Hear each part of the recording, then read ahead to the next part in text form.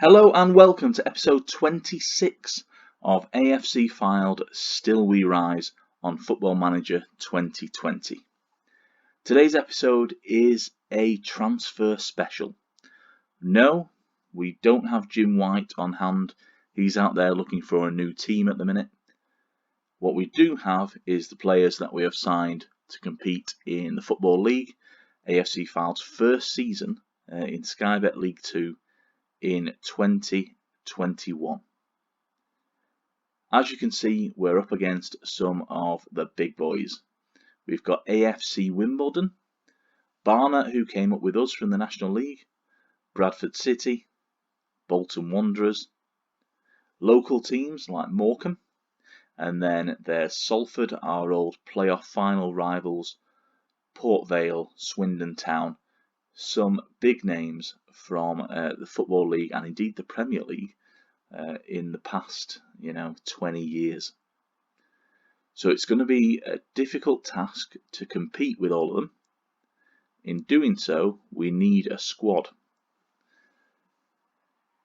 I have been scouring the football landscape for decent players to come in, although I have to say most of them I were well aware of before this off-season began. As you can see, there's a couple of deals still to be done. I'm hoping to sign Tyrone Williams. He was at Solihull Moors last season. Has been released on a free transfer now, so we've gone in for him. I saw him play for Solihull Moors and I thought he was really good. 17 determination, and the fact that he's 6 foot tall, decent heading, tackling, marking stats. Anything, around the sort of 12 mark, I find does the business for me. So we're hoping to bring him in as cover, both at right back and centre half. Longer suffering viewers will remember that Luke Burke didn't really have any competition last season at right back, so Tyrone, we think, can offer that for us.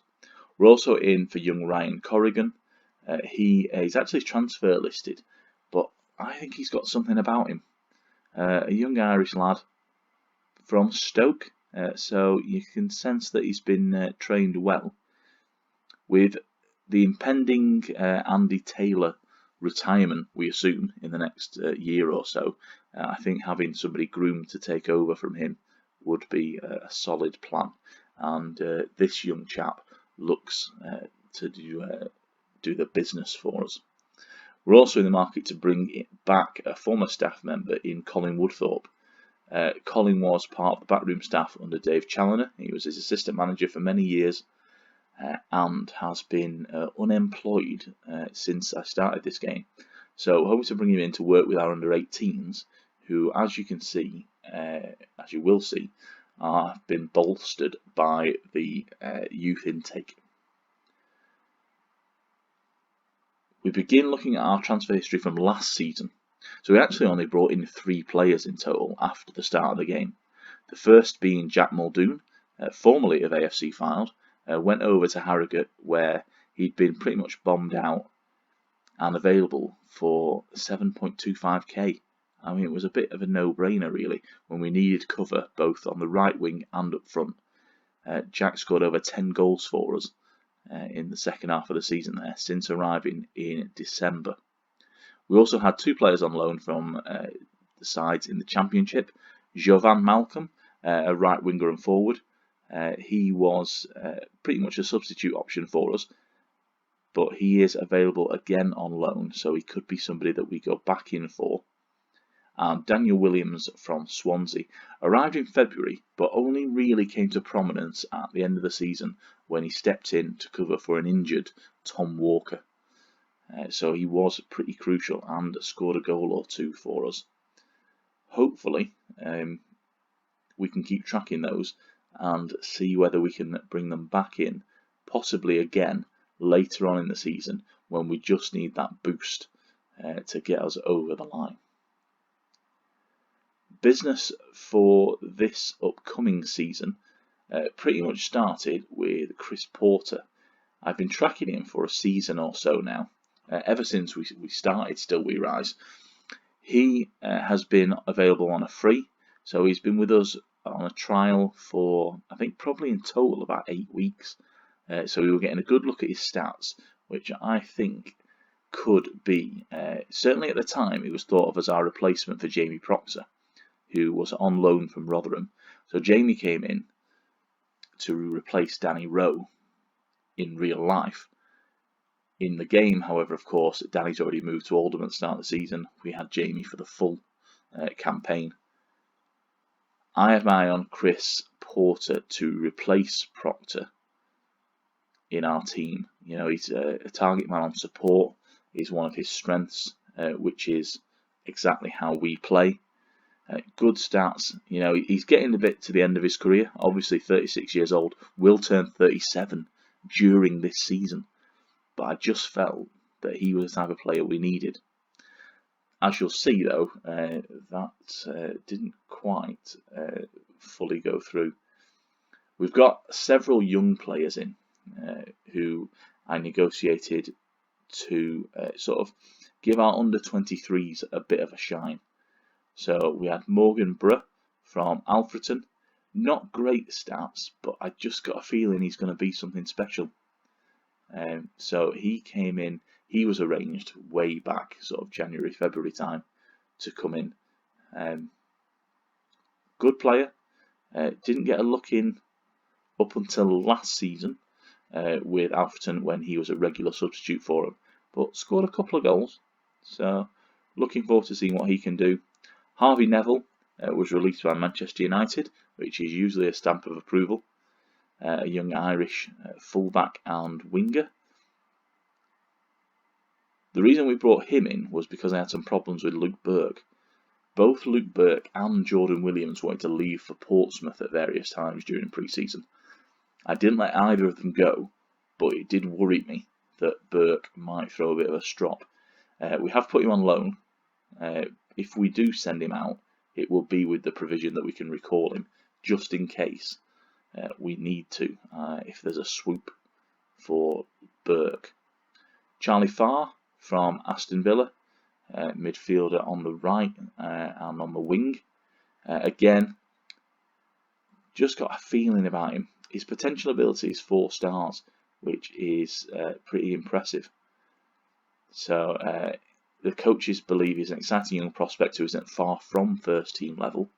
So again, he's been offered for loan and is wanted by Gateshead. Rocco Rees is a goalkeeper. He came from Brighton. I was a bit concerned that if an injury strikes to either James Montgomery or Dan Lavercombe, our senior goalkeepers, we don't really have anybody to act as backup since we sent Sam Hornby back to Bradford last season. So he's just going to sit in our under-23s and get a bit of experience for us there, potentially with coming in to replace probably Lavercombe in a season, if we're honest. And then there was Josh Neufville from Luton. I haven't really had a look in there, but he just looks a player. I've just got a feeling about him.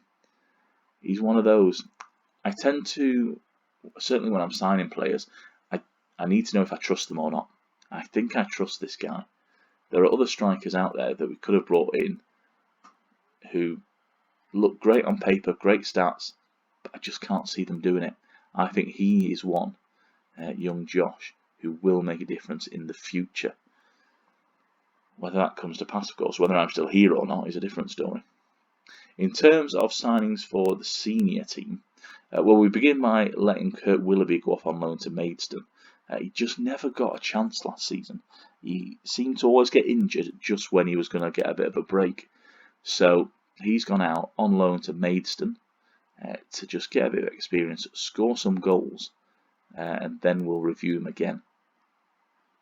Whether he turns into somebody that we can properly put into our first team, I'm not sure.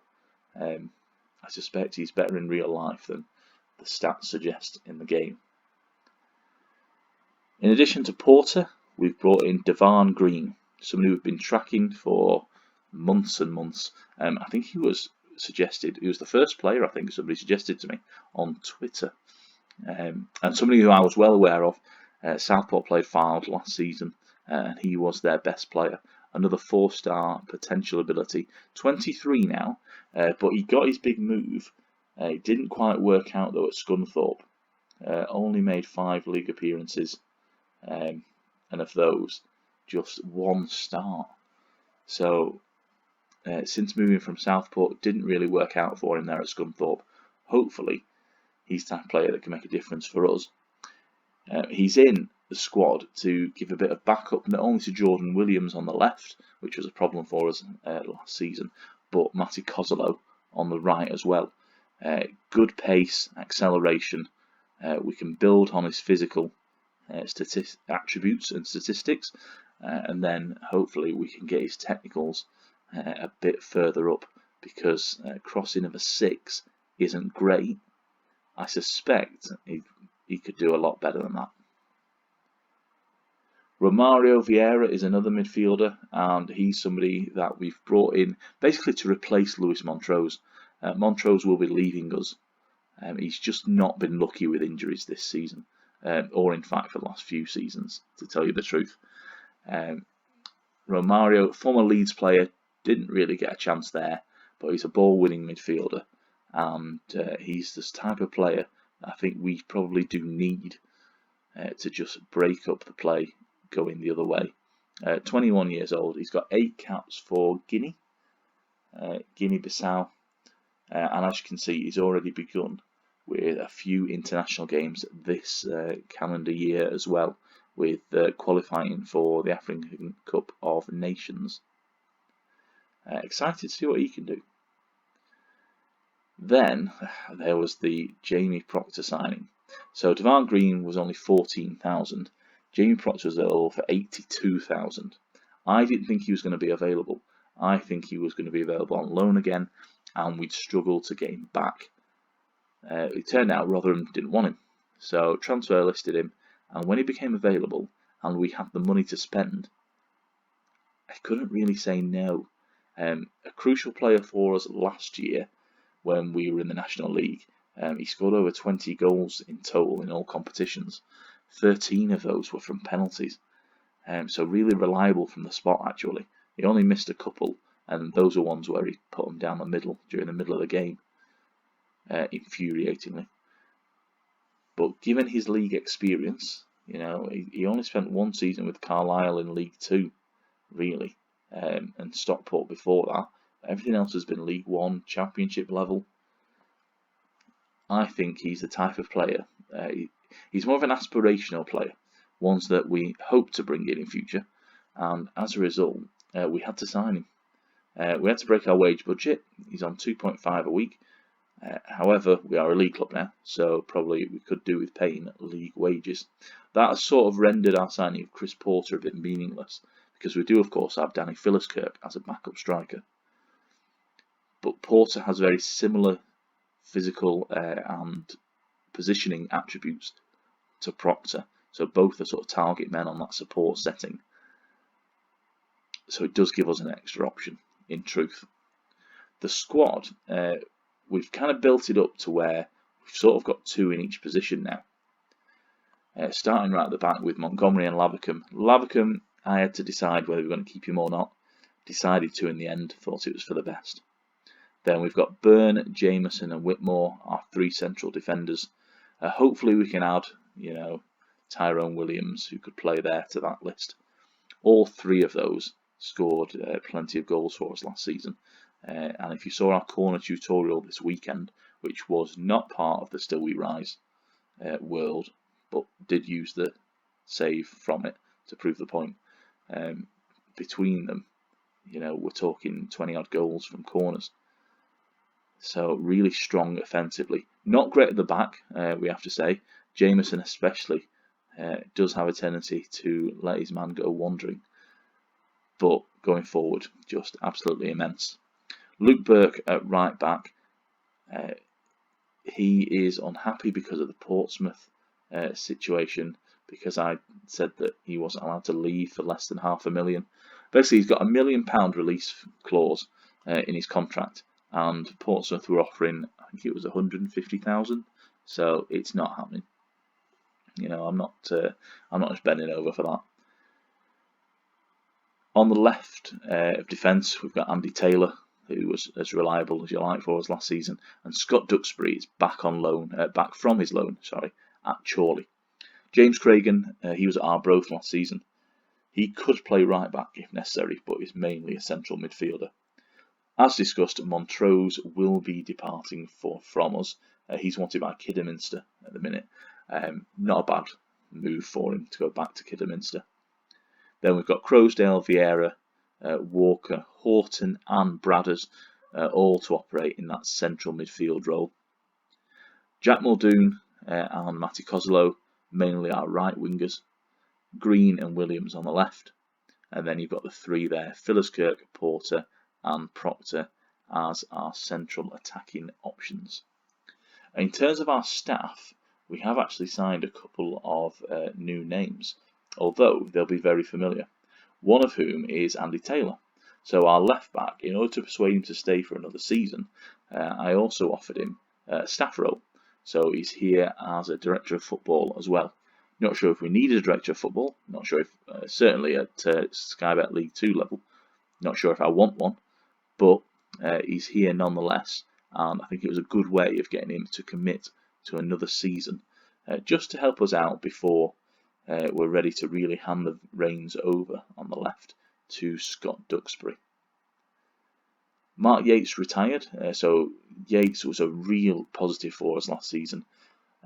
Covered many positions across midfield, right the way from left wing to right wing, central midfield. He never let us down, was a really good player, and as soon as he retired, I made overtures to have him brought in as our head of youth development. With our youth intake having sort of arrived, I think it's important to then bolster that kind of level of staff, which is what we're doing with Colin Woodthorpe. And Yates obviously will oversee all that. We have new competitions this season. The Leasing.com Trophy will take part in. We're only expected to be competitive in the Carabao Cup, which is a good sign, because I don't really care about that one. FA Cup, we're expected to reach the second round, so hopefully we can draw a small non-league side first up, and that just ticks the box there. And then the board expectation is to fight bravely against relegation in the league. That's probably fair. I'd like to think us top half and then a push to the playoffs the following year. I want to do what Salford did last season, which is really establish themselves in League 2 so that they can then push on. I don't want to go back down straight away. Certainly not.